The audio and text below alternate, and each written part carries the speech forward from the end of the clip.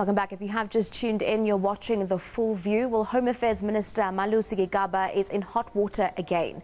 The Public Protector recommended that the President take disciplinary action against him for violating the Executive Ethics Code and the country's constitution. Well, a probe found that Gigaba lied under oath about the Firebrand Aviation private terminal at O.R Tambo International Airport. Public Protector Advocate Busisiwe Mkhwebane released 13 reports today. SABC reporter Patricia Visagie was at the media briefing and now joins us from our studios in Pretoria. Very good evening to you, Patricia. Essentially just take us through some of the executive conducts that were firstly highlighted in the Public Protector's report.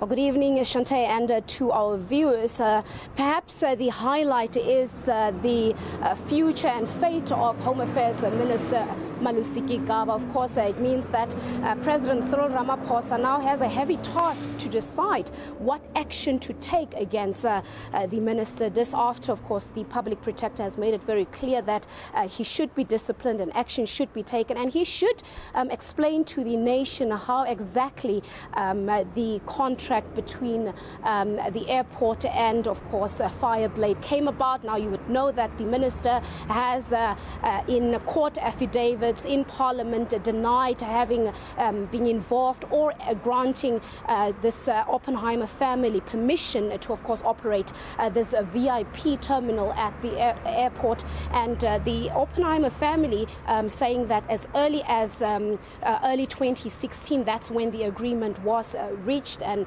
as I have mentioned, the minister denying this, saying that there was no such an agreement. But now it seems like tables have turned. Public Protector Busisiwe agreeing with the last year Pretoria High Court ruling, where a judge also found that the minister had told some untruths relating to this particular agreement. She's also saying that her probe indicated in the same direction that the minister was not truthful. He did not of course, tell the whole story. He knew exactly what was happening in terms of that contract. And this now means that, according to the Public Protector's findings, the minister have violated the supreme law of the country, and that is the Constitution. So you have to ask yourself, if you have a minister found having violated the country's Constitution, what task does the President have to decide on that particular minister's fate and future?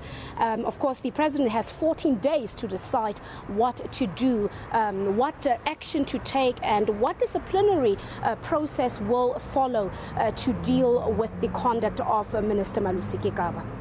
Well, just on the backdrop of the recent midterm budget, we saw the focus was on service delivery. That included RDP houses. It also included our current healthing system. Now take us through how these were actually brought up in the report, just very briefly.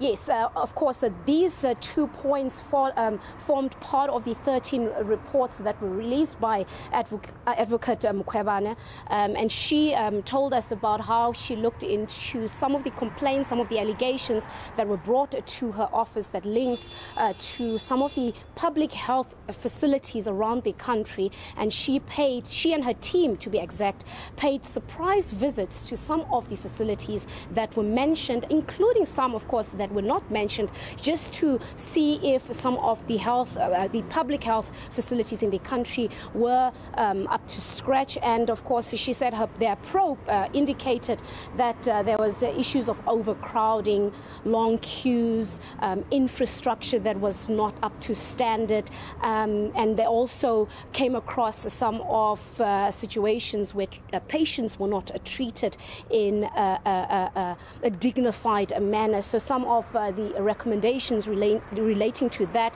is that the Minister of Health should come up with a comprehensive strategy to deal with some of the findings in this particular probe, to deal with the infrastructure problems that the health facilities are facing, to deal with the issue of overcrowding. You would know that this is nothing new when it comes to some of even the hospitals in the public sector, where we've heard of patients queuing there, sometimes days on.